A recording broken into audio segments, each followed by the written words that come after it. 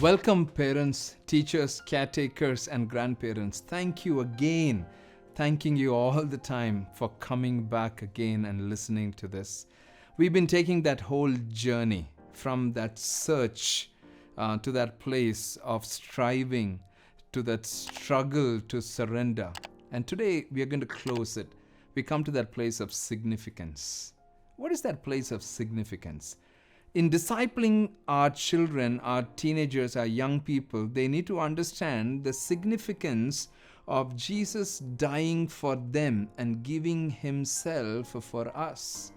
Many a times I see our children, our teenagers limit God and say, I don't know, is there anything good that might happen? He's a God who has given himself to us. When he has given himself to us, how much more he will try to help us come to that place of significance. Our children, our teenagers need to understand this. My life is not a life that is so carefully planned. My life is a purpose-filled, God-led life. Our teenagers need to understand our significance. My significance will only come when I see God's purposes being fulfilled in my life, which has to be God-led. It's day after day after day after day after day after day after day. Helping our teenagers and young people to understand that significance. If he died on that cross for me, this is a very powerful statement I heard as a teenager, which impacted me so much. If you were the only person on planet Earth, Jesus would have still come and died on that cross for you because he loves you so much. I think our teenagers, our young people need to understand that. But how are they going to understand that? About how much we are going to live our life with them. Meaning, how are we living our life with significance? How are we walking in what God has for me? Are there struggles? So much. Are there surprises and shocks? So many.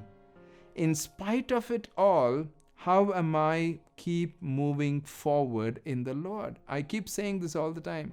Our children are watching us. Their significance will only get solidified, will get anchored when they see our significance of how we begin to walk in what the Lord has for us. How we begin to walk in the Lord has for us. Now in our journey as we walk with our teenagers, walk with our young people, walk with our children, helping them to understand that the Lord is a God where he will always lead us and will begin to really journey that place with us. He has died on that cross and given himself to us. How much more he might be willing to lead us in all of his purposes, in all of his plans. I think if our teenagers, our young people can understand that kind of a significance, there is nothing impossible with God in my life. There is nothing impossible that can ever come across that will stop me or make me get stuck. No, I have a God who's a God of impossibilities, and he's a God of how much more. Our children, your children, will not find that significant spiritual formation, that place of significance they will not find in a checklist saying we have done this, we have done that, we have done this. No, it's on a loving relationship. It's day after day after day after day. That's why we call it intentionally discipling the next generation. Intentionally walking alongside with our children, with our teenagers. I can't emphasize this enough. I've said this several times in the last 4 or 5 episodes. I've said this several times. Take that journey alongside with your children and let them know that you are there for them. You are with them. I recently had a call. The call came from a disturbing mother who said, I don't know why my daughter is behaving like this. She is not respecting me, and she is just in that place where she's always throwing things in front of me, and all of the things that she was talking about. Then I found out what's the age of the daughter. The daughter was just about 9 years old. And the mother was feeling very, very insecure just by the actions of the daughter. Just by the actions of the daughter.